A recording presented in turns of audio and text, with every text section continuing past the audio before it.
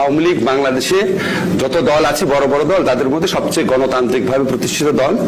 আওয়ামী লীগ বাংলাদেশের সমস্ত গণতান্ত্রিক সংগ্রামে নেতৃত্ব দেওয়া দল। আওয়ামী লীগ বাংলাদেশের স্বাধীনতা সংগ্রামে নেতৃত্ব দেওয়া দল। আওয়ামী লীগ 1972 সনের সংবিধান প্রতিষ্ঠাকারী দল, যে সংবিধানে ফ্রি এবং ফেয়ার ইলেকশনের আকাঙ্ক্ষা আছে, যে সংবিধানে সমাবেশের স্বাধীনতার কথা বলা আছে, বাক স্বাধীনতার কথা বলা আছে। আওয়ামী লীগ সেই দল যেই দলের প্রতিষ্ঠাতারা এই স্বাধীনতাগুলো রক্ষা করার কথা বাংলাদেশের সংবিধান সন্নিবেশিত করে গেছে।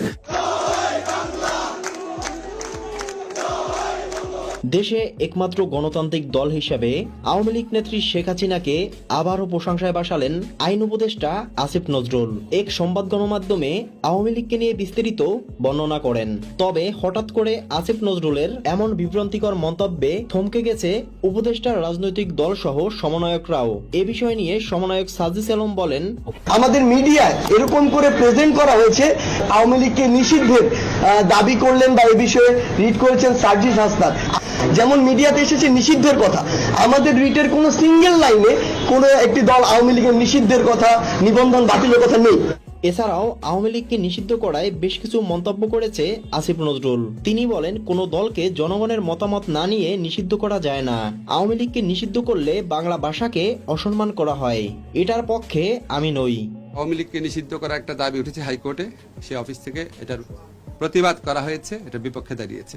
ব্যক্তিগতভাবে আমি মনে করি কোনো রাজনৈতিক দলকে নিষিদ্ধ করার পক্ষে আমি না। আওয়ামী লীগ বাংলাদেশের স্বাধীনতা সংগ্রামে নেতৃত্ব প্রদানকারী দল। বিভিন্ন গণতান্ত্রিক সংগ্রামে এই দলটার অবদান ছিল।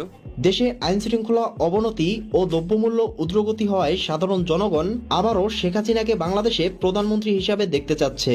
শেখ মুজিবের মেয়ে শেখ হাসিনা, উনারই দরকার। দেশ চালাইলে উনাই চালাই পারবো, অন্য কেউ চালাই পারবো না। সরকারের চেয়ে শেখ হাসিনা অনেক ভালো ছিল। যে প্রিয় দর্শক, দেশের এই বিষয়গুলো আপনি কিরকম দেখছেন জানিয়ে দিন কমেন্ট বক্সে। এছাড়া ভিডিওটি ভালো লাগলে একটা লাইক দিয়ে চ্যানেলটি সাবস্ক্রাইব করে পাশে থাকুন।